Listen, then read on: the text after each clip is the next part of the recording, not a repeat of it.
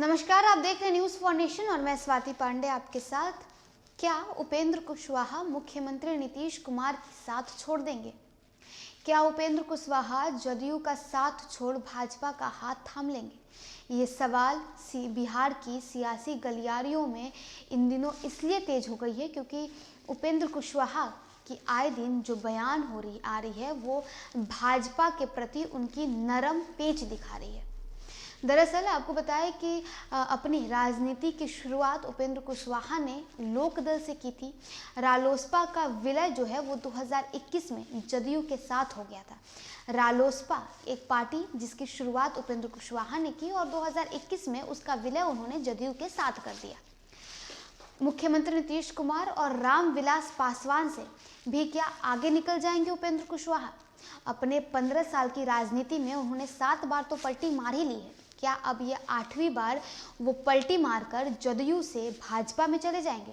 ये सारे सवाल क्यों उठ रहे हैं? इसके पीछे की कारण क्या है, वजह क्या है? आखिरकार बिहार की राजनीति, बिहार में जब से महागठबंधन की सरकार बन गई है, बिहार में जब से भाजपा जदयू अलग होकर राजद और जदयू मिलकर सरकार बना रही है, तब से बिहार में सियासत जो हलचल है, बिहार में जो राजनीतिक हलचल है वो थमने की नाम नहीं ले रही है कि अब सवाल उपेंद्र कुशवाहा पर भी खड़े हो रहे हैं।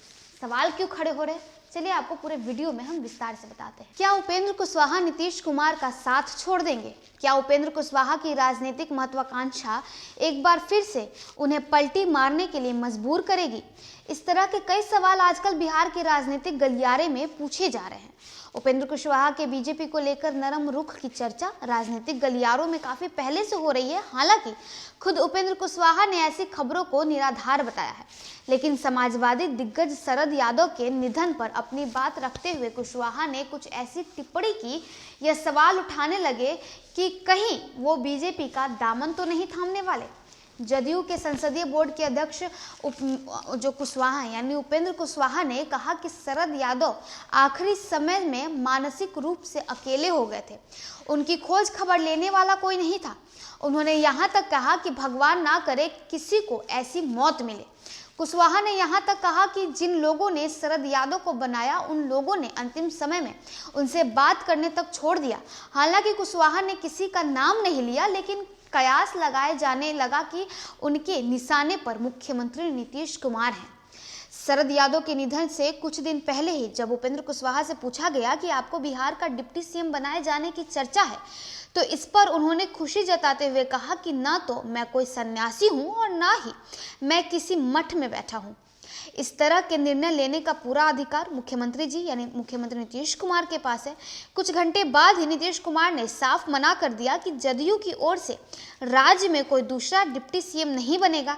कयास लगाए जा रहे हैं कि आने वाले दिनों में उपेंद्र कुशवाहा कुछ बड़ा धमाका कर सकते हैं। बिहार के वैशाली जिले के एक छोटे से गांव से आने वाले उपेंद्र कुशवाहा की सियासी महत्वाकांक्षा ने उनको राष्ट्रीय फलक पर पहुंचा दिया है। इतना ही नहीं, उपेंद्र कुशवाहा मुख्यमंत्री नीतीश कुमार के काफी करीबी रहे। प्रधानमंत्री नरेंद्र मोदी से भी उनकी नजदीकियां रही तो कांग्रेस से भी उनके मधुर रिश्ते रह चुके हैं। यूं तो वे राज्य से केंद्र तक की राजनीति में विभिन्न पदों पर रहे, लेकिन मंजिल की तलाश अभी उनकी खत्म नहीं हुई है।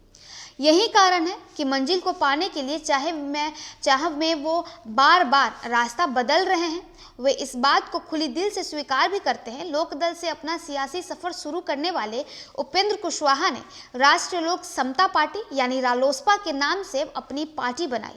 मार्च 2021 में रालोसपा का जदयू में विलय हो गया। नीतीश कुमार ने उपेंद्र कुशवाहा को जदयू के राष्ट्रीय संसदीय बोर्ड का अध्यक्ष बनाने की घोषणा की। नीतीश कुमार कुर्मी समाज से आते हैं और उपेंद्र कुशवाहा कोयरी समाज से आते हैं। रालोसपा के जदयू में विलय के बाद ऐसी चर्चा रही कि नीतीश ने यह कदम कुर्मी और कुशवाहा यानी लव कुश जातियों के साथ एक शक्तिशाली राजनीति साझेदारी को ध्यान में रखकर किया था। वर्ष 1985 में उन्होंने शिक्षण कार्य करते हुए ही राजनीति में कदम रखा। वर्ष 1988 तक वे युवा लोकदल के राज्य महासचिव रहे और 1988 से 1993 तक राष्ट्रीय महासचिव की जिम्मेदारी संभाली। 1994 में समता पार्टी का महासचिव बनने के साथ ही उन्हें बिहार की राजनीति में महत्व मिलने लगी। वे लालू यादव की सामाजिक राजनीति के प्रशंसक थे। लालू की ज्यों-ज्यों कांग्रेस से नजदीकी बढ़ी, उपेंद्र कुशवाहा उनसे दूर होते गए। उपेंद्र कुशवाहा ने के पिता के कर्पूरी ठाकुर से बड़े अच्छे संबंध थे। जब उपेंद्र छोटे थे तो कर्पूरी जी उनके घर आया करते थे। उनके यहाँ कर्पूरी जी आते तो गांव जवार के और भी लोग जुट जाते। गरीब गुरबा, शोषित वंचितों के हितों को लेकर चर्चा होती। इन्हीं सब बातों से प्रभावित होकर उन्होंने राजनीति में आने का फैसला लिया। तो देखिए, अपने 15 साल की राजनीति में उपेंद्र कुशवाहा ने 7 बार पलटी मार ली है और अब चर्चा ये है कि 8वीं बार वो बिहार की सरकार में, बिहार की राजनीति में पलटी मारने के लिए तैयार है।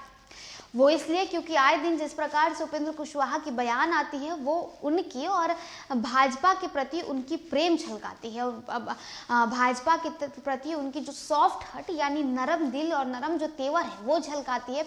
जिसके बाद बिहार के सियासी गलियारों में ये सवाल उठने लगे हैं और ये कयास लगाए जा रहे हैं कि क्या उपेंद्र कुशवाहा मुख्यमंत्री नीतीश कुमार का साथ छोड़ देंगे और भाजपा का हाथ थाम लेंगे, यानी नीतीश कुमार और रामविलास पासवान से भी एक कदम आगे बढ़ जाएंगे उपेंद्र कुशवाहा और अपनी राजनीति महत्वाकांक्षा को पूरी करने के लिए क्या उपेंद्र कुशवाहा भाजपा का हाथ थाम लेंगे। सवाल तो कई सारे हैं इस पूरे वीडियो में और इस पूरे सवाल पे आपकी क्या राय है, आप क्या सोचते हैं उपेंद्र कुशवाहा को लेकर, आप क्या समझते और बूझते हैं, हमें कमेंट करके जरूर बताइएगा। तो चलिए, इस खबर में बस इतना ही। और भी वीडियोस और अपडेट्स के लिए आप देखते रहे न्यूज़ फॉर नेशन।